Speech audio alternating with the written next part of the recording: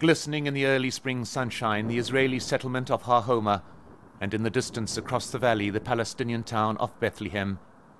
Construction of this settlement began back in 1997, during Benjamin Netanyahu's first term as Prime Minister. Desperate to shore up his right-wing support, Netanyahu returned to Har Homa in the last days of his campaign. With this as a backdrop, he stated explicitly that the reason for its creation was to block Palestinian access to southern Jerusalem, for the first time stating publicly what Palestinians had argued for years, that the creation of settlements is strategic, intended to block the establishment of a contiguous Palestinian state.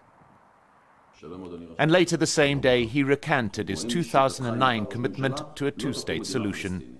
I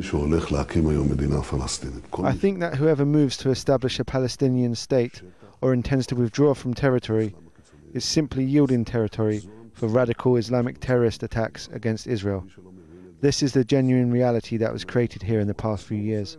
Basking in another election victory, the Prime Minister went to pray at the Western Wall and was already starting to temper the fiery rhetoric of a campaign in which he labelled those Israelis who opposed him as traitors. I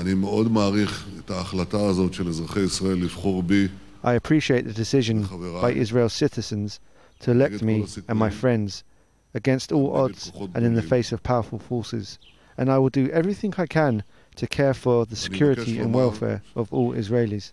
But in the wake of this election, there can no longer be any illusions about Israeli acceptance of a Palestinian state.